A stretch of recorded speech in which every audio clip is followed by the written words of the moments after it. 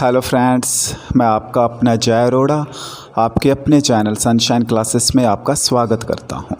तो फ्रेंड्स, पेश हूं एक नए टॉपिक के साथ। और आज का जो हमारा टॉपिक है फ्रेंड्स, वो इंडियन कॉन्स्टिट्यूशन का एक बहुत ही इम्पॉर्टेंट टॉपिक है।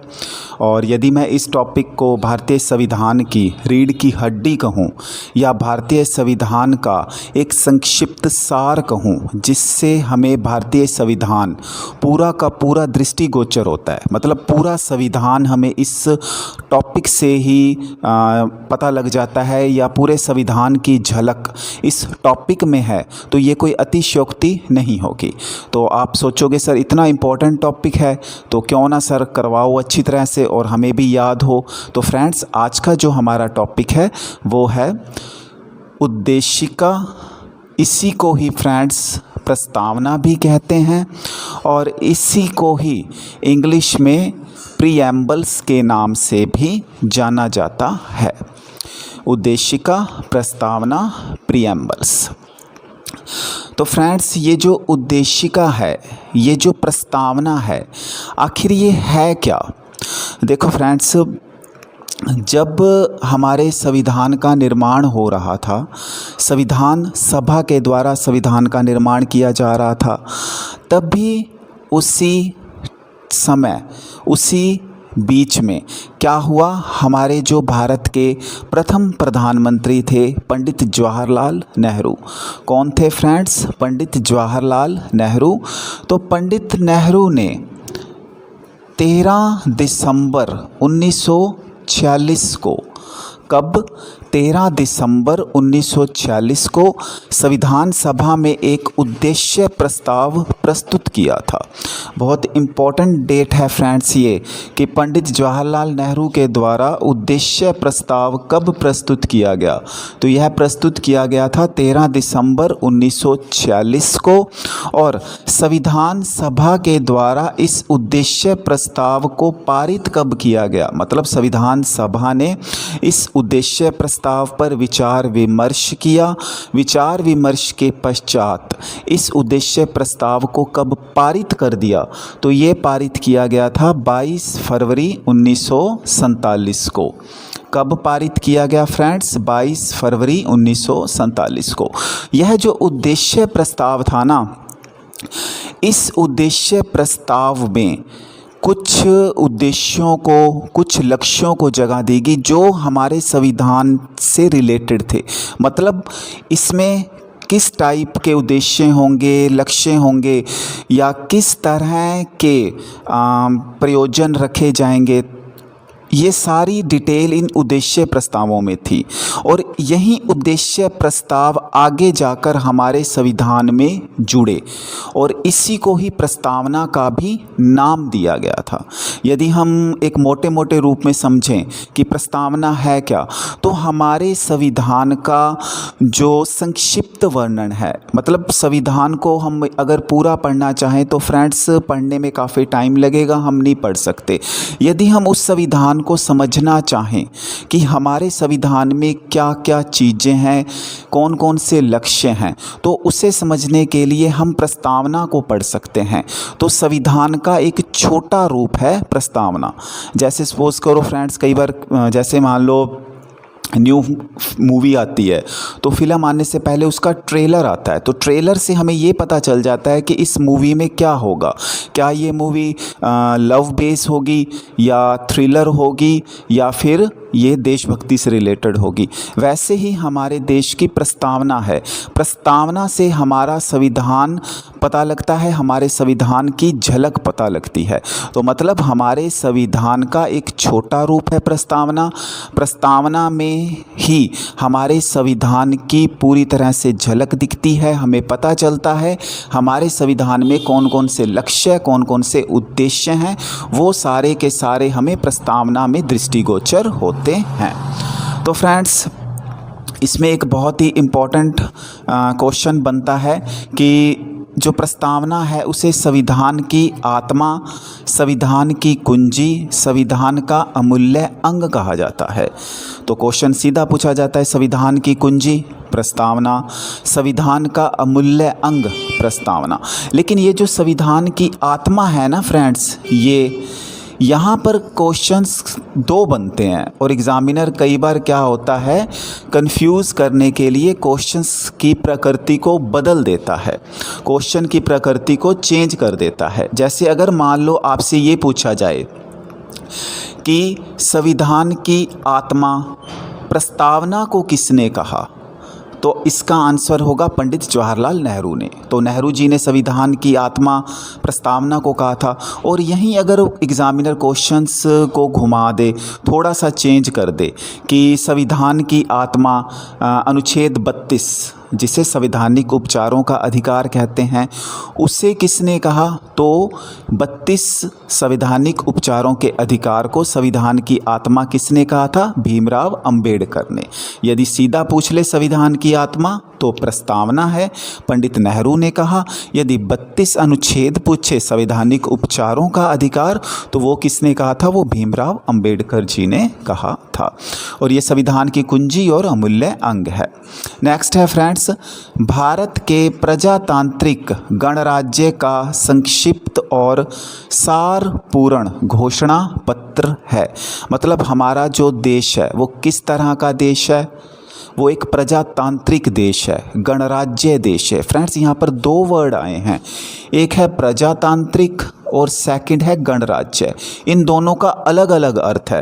प्रजातांत्रिक को ही लोकतांत्रिक भी कहते हैं, प्रजातांत्रिक को ही लोकतांत्रिक भी कहते हैं। और लोकतांत्रिक या लोकतंत्र का मतलब क्या है, तो लोकतंत्र का मतलब है किसी भी देश को चलाने वाली सरकार का चयन जब जनता के द्वारा किया जाता है, किसी भी देश को चलाने वाली सरकार का चयन, निर्वाचन जब जनता के द्वारा किया जाता है तो वह सरकार लोकतांत्रिक सरकार कहलाती है और इस प्रकार का तंत्र लोकतंत्र कहलाता है। और आपको ये पता है ये भारत एक बहुत बड़ा लोकतांत्रिक देश है और हमारे यहाँ पर छोटे लेवल से लेकर बड़े लेवल तक, मतलब पंचायती चुनावों से लेकर लोकसभा चुनावों तक जो भी प्रतिनिधि चुने जाते हैं, जो कुर्सी पर बैठते हैं और जिनके द्वारा पूरे देश का प्रशासन चलाया जाता है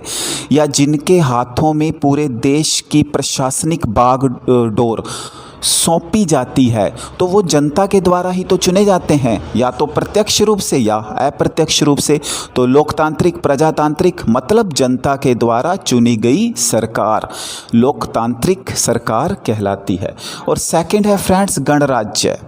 गणराज्य का मतलब क्या होता है कि जो भारत है, भारत एक गणराज्य देश है, भारत में गणराज्य विद्यमान है। मतलब गणराज्य का मतलब है भारत में कोई भी जो पद है, राष्ट्रपति का, प्रधानमंत्री का, कोई भी पद वो वंशानुगत नहीं है। कैसा नहीं है, वंशानुगत। वंशानुगत का मतलब होता है जैसे मान लो किसी देश का कोई राजा है तो उसका पुत्र ही आगे राजा बनेगा, किसी दूसरे को मौका नहीं मिलेगा, फिर चाहे उसका पुत्र नालायक ही क्यों ना हो, राजा तो वही बनेगा। क्यों? क्योंकि वो राजतंत्र के तहत आता है। लेकिन हमारे देश में राजतंत्र नहीं है, हमारे यहाँ पर गणराज्य है। यहाँ का जो राष्ट्रपति होता है वो वंशानुगत नहीं होता, वो अपनी योग्यता के आधार पर जनता के द्वारा चुना जाता है। तो ये गणराज्य की जो प्रावधान है या गणराज्य की ये जो विचारधारा है, ये भारतीय संविधान में अमेरिका से ली गई है। अमेरिका में भी गणराज्य है, अमेरिका में भी जो अधिकारी चुना जाता है, जिसके द्वारा शासन चलाया जाता है, वो वंशानुगत नहीं होता, वो अपनी योग्यता के आधार पर चुना जाता है। जबकि यदि हम ब्रिटेन की बात करें फ्रेंड्स, तो ब्रिटेन में राजा वंशानुगत होता है, वहाँ लोकतंत्र नहीं है, वहाँ राजतंत्र है। तो उम्मीद है फ्रेंड्स आपको ये 2 पॉइंट अच्छी तरह से समझ आ गए होंगे। प्रजातांत्रिक लोकतंत्र से रिलेटेड है, गणराज्य यहाँ पर किसी भी अधिकारी का पद वंशानुगत नहीं होता, योग्यता के आधार पर जनता के द्वारा वो चुना जाता है। अमेरिका में भी गणराज्य है, भारत में भी गणराज्य है। ब्रिटेन में क्या है, ब्रिटेन में राजतंत्र है, वहाँ जो राजा चुना जाता है वो क्या होता है, वंशानुगत होता है, उसका पुत्र ही आगे राजा बनेगा, चाहे वो योग्य हो चाहे वो योग्य ना हो। तो ये जो प्रजातांत्रिक और गणराज्य हैं, इन 2 शब्दों का अगर यदि हम संक्षिप्त और सारपूर्ण वर्णन देखें तो वो हमारी प्रस्तावना में दिखता है। हमारी प्रस्तावना में वो पूरी तरह से स्पष्ट रूप से दृष्टिगोचर होता है। उसके बाद है नेक्स्ट मैंने आपको ये पहले बता दिया कि उद्देश्य प्रस्ताव पंडित जवाहरलाल नेहरू के द्वारा प्रस्तुत किए गए थे संविधान सभा में। ये 2 डेट्स बहुत इंपॉर्टेंट हैं फ्रेंड्स। कब किए गए थे? 13 दिसंबर 1946 को, 13 दिसंबर 1946 को। और संविधान सभा के द्वारा इस पर विचार विमर्श करने के पश्चात इसे लागू कब किया गया, पारित कब किया गया? तो ये पारित किया गया था 22 फरवरी 1947 को। अब इस उद्देश्य प्रस्ताव में है क्या?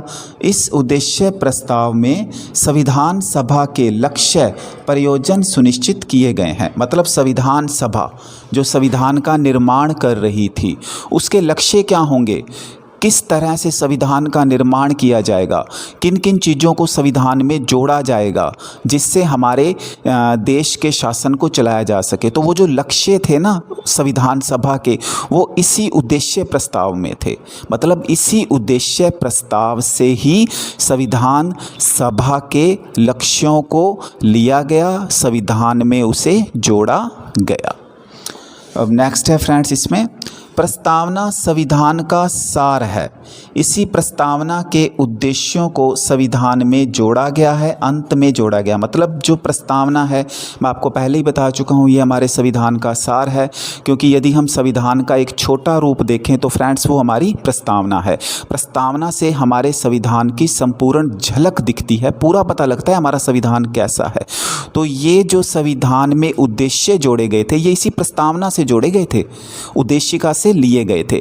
और एक बहुत ही इंपॉर्टेंट क्वेश्चन है फ्रेंड्स, याद रख लेना, पूछा जाता है कि यह जो प्रस्तावना थी फ्रेंड्स, इससे अंत में जोड़ा गया था।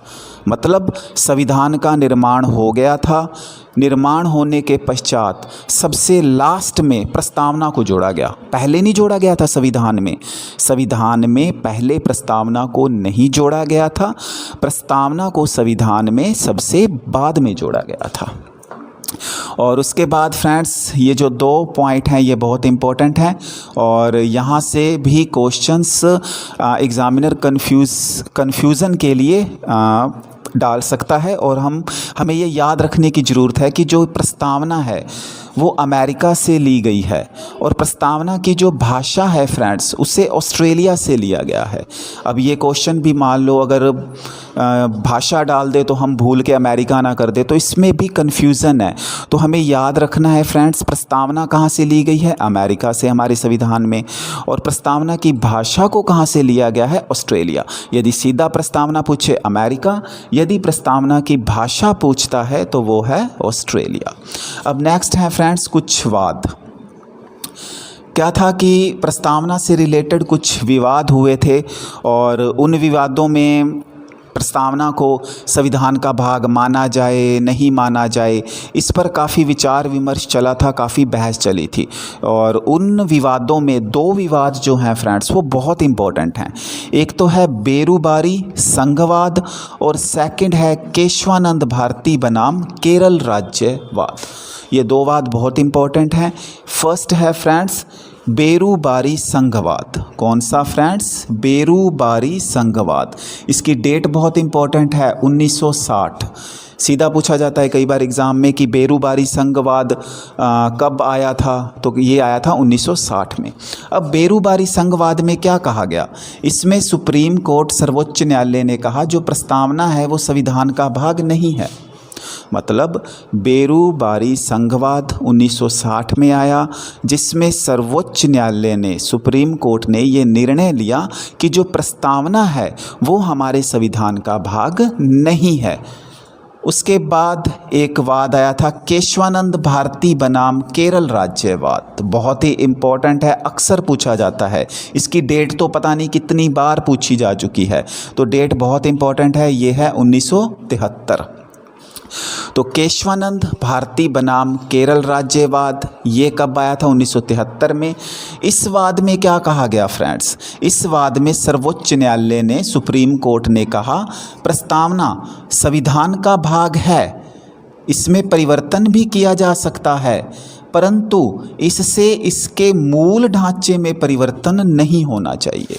मतलब बेरूबारी वाद में तो ये माना सुप्रीम कोर्ट ने कि संविधान प्रस्तावना का भाग नहीं है 1960 में, लेकिन 13वें साल मतलब 12 साल के बाद 1973 में जब 13वां साल था 1973, तो केशवानंद भारती बनाम केरल राज्यवाद हुआ। उसमें सुप्रीम कोर्ट ने, सर्वोच्च न्यायालय ने ये कहा कि जो प्रस्तावना है वो हमारे संविधान का भाग है, इसमें परिवर्तन भी किया जा सकता है, संशोधन भी किया जा सकता है, परंतु इसमें एक चीज़ याद रखने योग्य है या एक चीज़ याद रखनी ज़रूरी है कि इस संशोधन से, इस परिवर्तन से हमारी जो संविधान की प्रस्तावना है उसके मूल ढांचे में परिवर्तन नहीं होना चाहिए। ऐसा नहीं होना चाहिए कि उसका मूल ढांचा ही बदल जाए, नहीं, आप परिवर्तन कर सकते हो लेकिन मूल ढांचे में परिवर्तन नहीं होगा।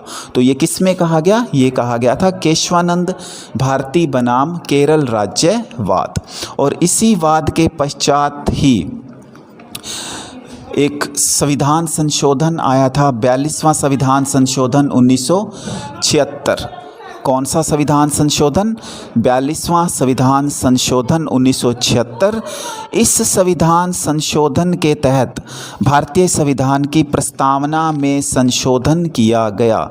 और फ्रेंड्स याद रख लेना, अभी तक भारतीय संविधान की प्रस्तावना में केवल एक बार ही संशोधन किया गया है, उसके अलावा कोई भी कभी भी संशोधन नहीं किया गया। ये क्वेश्चन पूछा जाता है कि प्रस्तावना में कितनी बार संशोधन हो चुका है, तो प्रस्तावना में एक बार ही संशोधन किया गया है। और वो संशोधन कब किया गया है? 42वें संवैधानिक संशोधन 1976 के द्वारा। और इस संवैधानिक संशोधन के द्वारा प्रस्तावना में 3 शब्द जोड़े गए। कितने शब्द जोड़े गए फ्रेंड्स? 3 शब्द। ये 3 शब्द कौन कौन से हैं? समाजवादी, पंथ निरपेक्ष, अखंडता। बहुत इम्पॉर्टेंट हैं ये 3 वर्ड्स, याद रख लेना फ्रेंड्स। इसमें क्वेश्चन पूछा जाता है, आपको एग्जामिनर क्या करेगा? 4 ऑप्शन दे देगा और उसमें से पूछेगा कि इसमें से कौन सा नहीं जोड़ा गया। तो तीनों ही याद रखने अत्यंत आवश्यक हैं। तो 42वां संविधान संशोधन 1976 में हुआ, जिसमें हमारी प्रस्तावना में एक बार संशोधन किया गया। उसके बाद हमारी प्रस्तावना में अब तक कोई भी संशोधन नहीं हुआ। इस संशोधन के तहत 3 शब्द जोड़े गए, समाजवादी, पंथ निरपेक्ष और अखंडता। अब ये किस अनुच्छेद के तहत संशोधन किया गया? ये भी तो पूछा जा सकता है ना कि कौन सा अनुच्छेद था, कौन सा आर्टिकल था जिसके तहत ये संशोधन किया गया था। तो फ्रेंड्स वो जो अनुच्छेद था वो अनुच्छेद था 368। कौन सा अनुच्छेद? 368, आर्टिकल 368 के तहत ये संशोधन किया गया था। उसके बाद नेक्स्ट है फ्रेंड्स, संविधान को अंगीकृत, आत्मर्पित या अधिनियमित कब किया गया? बहुत इम्पॉर्टेंट है ये क्वेश्चन कि संविधान को अंगीकृत कब किया गया। यहाँ पर भी फ्रेंड्स 2 क्वेश्चन बनते हैं और दोनों ही कंफ्यूज करते हैं। देखो, अगर हमसे वो पूछता है संविधान को अंगीकृत कब किया गया, तो अंगीकृत किया गया था 26 नवंबर 1949 को। कब अंगीकृत किया गया था? 26 नवंबर 1949 को। और यदि वो ये पूछता है कि भारतीय संविधान को लागू कब किया गया था, तो लागू कब किया गया था फ्रेंड्स? लागू किया गया था 26 जनवरी 1950 को। भारतीय संविधान को लागू कब किया गया? 26 जनवरी 1950 को। इस दिन भारतीय संविधान लागू हो गया था। लेकिन यदि वो पूछता है कि भारतीय संविधान को अंगीकृत कब किया गया, अब यहाँ पर लागू नहीं है, सिर्फ उसे अपनाया गया था, लागू नहीं किया गया था। तो यदि पूछता है अंगीकृत कब किया गया या आत्मर्पित या अधिनियमित कब किया गया, तो वो डेट होगी 26 नवंबर 1949 को। और यदि वो पूछता है कि लागू कब किया गया, तो वो डेट होगी 26 जनवरी 1950। लेकिन यहाँ पर फ्रेंड्स एक बार कई बार ऐसा भी होता है कि वो हिंदी की डेट पूछ लेता है। एग्ज़ामिनर अगर थोड़ा सा डेप्थ में क्वेश्चन दे, हाई लेवल का हो, तो वो हिंदी की भी पूछ लेता है डेट कि कब अंगीकृत किया गया था। तो 26 नवंबर 1949 तो अपने को याद है, लेकिन हमें इसे हिंदी की तारीख भूल जाती है, तो हमें हिंदी की तारीख भी याद रखनी है। वो है मिति माघशीष शुक्ल सप्तमी संवत 2006 विक्रमी। मिति मार्गशीर्ष शुक्ल सप्तमी संवत 2006 विक्रमी। मुश्किल नहीं है, 2-3 बार पढ़ोगे याद हो जाएगा। अच्छा, नेक्स्ट है फ्रेंड्स कुछ कोटेशंस हैं, बहुत ही इंपॉर्टेंट कोटेशंस हैं जो हमारे संविधान की प्रस्तावना के लिए कुछ विद्वानों के द्वारा दी गई हैं। जिसमें एक कोटेशन है फ्रेंड्स कि प्रस्तावना संविधान का परिचय पत्र है। प्रस्तावना संविधान का परिचय पत्र है। ये किसके द्वारा कहा गया है? तो ये कहा गया है N.A. पालकीवाला के द्वारा। अब इसे याद कैसे करें? तो देखो, परिचय में पहला शब्द पै है और पालकीवाला में भी पहला शब्द पै है। तो परिचय पत्र किसने कहा? पालकीवाला ने कहा है। तो प्रस्तावना संविधान का परिचय पत्र है। ये किसके द्वारा कहा गया? ये कहा गया है N.A. पालकीवाला के द्वारा। उसके बाद है नेक्स्ट कि प्रस्तावना दीर्घकालीन सपनों का विचार है। प्रस्तावना दीर्घकालीन सपनों का विचार है, मतलब ऐसे सपने जो लंबे समय में जाकर पूरे होंगे, जिन्हें पूरा होने में काफ़ी टाइम लगेगा। तो प्रस्तावना दीर्घकालीन सपनों का विचार है। ये किसने कहा? ये कहा अल्लादी कृष्ण स्वामी अय्यर ने। किसने कहा? अल्लादी कृष्ण स्वामी अय्यर। अब इसे याद कैसे रखें फ्रेंड्स? तो देखो, दीर्घकालीन, दीर्घकाल का मतलब क्या होता है? लंबा टाइम पीरियड, बहुत लंबा टाइम पीरियड। तो अपने कहते हैं ना, जैसे अल्लाह है, भगवान है, कृष्ण है, मतलब एक ही रूप है, अल्लाह भगवान कृष्ण। तो हमें इनकी मतलब पूजा लंबे समय तक करते रहना चाहिए। ऐसा नहीं है कि 2 दिन भगवान को याद किया फिर भूल गए, नहीं, हमें हमेशा इन्हें याद करना चाहिए, लंबे समय तक याद करना चाहिए। तो याद हो जाएगा कि अल्लादी कृष्ण स्वामी अय्यर ने क्या कहा था? दीर्घकालीन सपनों का विचार। दीर्घ मतलब लंबे टाइम तक। तो प्रस्तावना दीर्घकालीन सपनों का विचार है। ये किसने कहा था? ये कहा था अल्लादी कृष्ण स्वामी अय्यर ने। नेक्स्ट है फ्रेंड्स, प्रस्तावना न्याय क्षेत्र से परे है।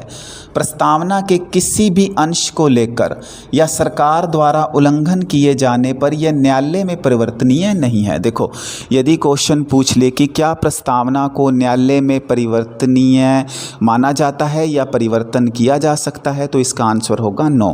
प्रस्तावना को हम न्यायालय में चुनौती नहीं दे सकते। न्यायालय के द्वारा प्रस्तावना में परिवर्तन नहीं किया जा सकता। यदि इसके किसी भी हिस्से को लेकर या किसी अंश को लेकर या सरकार के द्वारा किसी चीज़ का उल्लंघन किया गया है, यदि हम प्रस्तावना के किसी भी अंश को लेकर न्यायालय में याचिका दायर करें कि इसमें परिवर्तन किया जाए, तो न्यायालय के द्वारा प्रस्तावना में परिवर्तन नहीं किया जा सकता। न्यायालय में प्रस्तावना में परिवर्तन नहीं किया जा सकता। फ्रेंड्स, आज के लिए इतना ही। आज हमने प्रस्तावना के कुछ इम्पोर्टेंट फैक्ट्स को समझा, कुछ विवादों को समझा, जिससे हमें ये पता चला कि प्रस्तावना को कब संविधान का भाग माना गया, कब इसे भाग नहीं माना गया। इसके अलावा हमने ये समझा कि ये प्रस्तावना है क्या, उद्देशिका क्यों कहा जाता है, और पंडित नेहरू ने कब प्रस्ताव उद्देश्य रखा था, कब उसे पारित किया गया, और इसके कुछ कंसेप्ट को समझा। आज के लिए हम इतना ही करेंगे फ्रेंड्स। अब जो इस टॉपिक से रिलेटेड नेक्स्ट वीडियो आएगी फ्रेंड्स, उस वीडियो में हम प्रस्तावना के तहत जो संविधान का स्रोत है उसे समझेंगे, इसके उद्देश्यों को समझेंगे, इसके स्वरूप को समझेंगे। इन तीनों पर विस्तृत वर्णन करेंगे, एक एक चीज़ को डिटेल से समझेंगे। वो हम इसके नेक्स्ट वीडियो में करेंगे और नेक्स्ट वीडियो में ये चैप्टर कंप्लीट हो जाएगा। आज के लिए इतना ही। अगर आपको मेरी ये वीडियो अच्छी लगी हो तो please like, comment and share ज़रूर करना एंड मेरे चैनल को सब्सक्राइब ज़रूर करना। अब मिलते हैं नेक्स्ट क्लास में, तब तक के लिए फ्रेंड्स, जय हिंद, जय भारत।